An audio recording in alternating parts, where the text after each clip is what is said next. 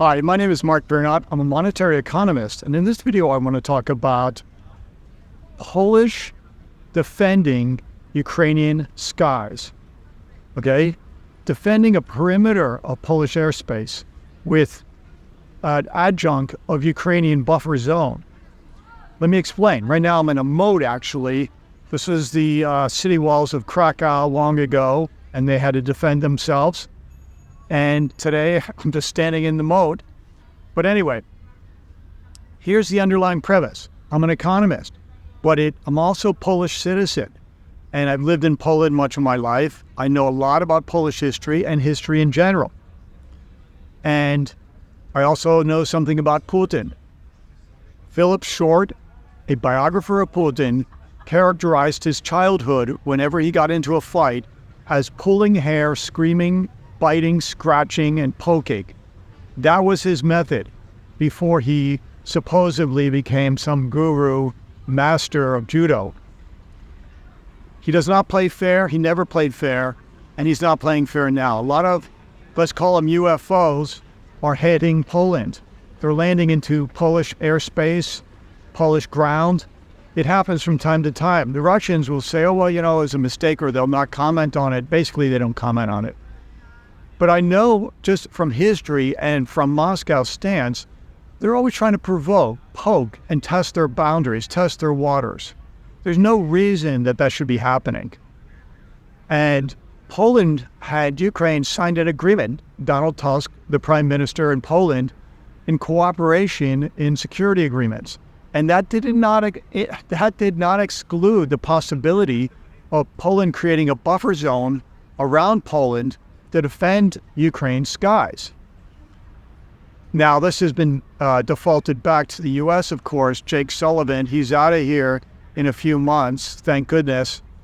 I think that possibility does exist, and it should exist, 110% as a Polish citizen. I don't want these Russian missiles invading Polish airspace. I don't want random objects just falling here. Somebody could get hurt, and I honestly think somebody already has gotten hurt, but that's another story. So every single time this happens, there's just no impact. NATO, all the politicians, they're just, they're all afraid. And we know that Putin is a bully from his childhood. And the way you treat a bully is you just stand up to him. He always screaming, escalation, escalation. Escalation is the coded Soviet propaganda word for be afraid of us.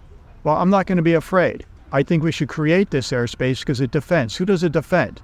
It's not an offensive action. It defends orphanages, children's hospitals, maternity wards, shopping malls. These are the classic things Moscow likes to hit, target, and intentionally destroy. They do this to create anger, fear, and invoke strong emotions on the dark side. And there's all this pent-up anger, and that gives them strength, right? We've talked about this in previous videos. It's to create this dark energy and anger in humans, and because they're on a path that is not optimal. I'm on a path that I want to create a better humanity, a better place for humanity in the future. I'm not talking about 1 year, 2 years. I'm talking about 100, 200 years in the future, and that has to be a peaceful place. And despots and czars have no place in that world. And that's my vision, okay? And I also have a vision of peace. Whenever these things happen, don't get angry. Be cold and calculating in your next step, like a chess player, like Garry Kasparov, who supports Ukraine so much. Think about it. Creating a buffer, an air zone, defense zone around Poland that overlaps with Ukrainian airspace would protect Poland from random, UFOs. And so what if they escalate? They're first of all, fairly confident they're not going to escalate, this Moscow, because if they would have done that already. Every red line has been crossed.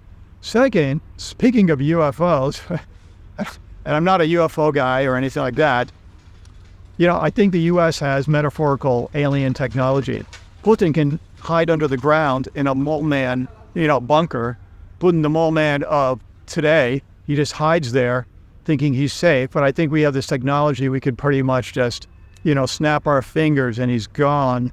I know it's a stretch, But I think we could, and I think he knows it. That's why he's not, dusting off his uranium, 235 stuff, because he knows that. And all his friends and cohorts would also suffer that fate. And I think the U.S. may have privately, in private channels, alluded to that. So, everybody's agreed it's going to be conventional.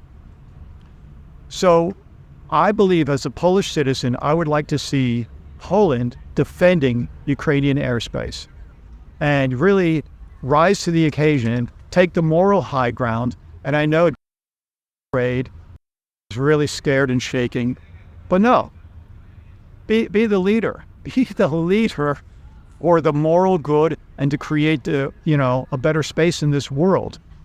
And that sometimes, unfortunately, means standing up to a bully. So create this airspace and, don't make a big deal out of it. Don't say anything, but just hover over maybe Lviv, Lvov, hover over Odessa, and anything that crosses that gets zapped, okay?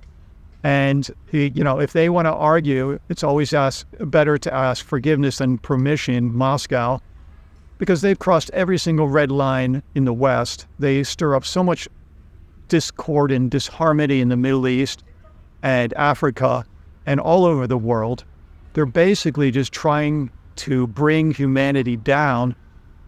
So Poland, I think we should step up, create this air defense, defend the poor suffering souls, the innocent people. And we're just talking about the skies of, okay, we're not talking about ground. And it's protecting maternity wards, orphanages, children's hospitals.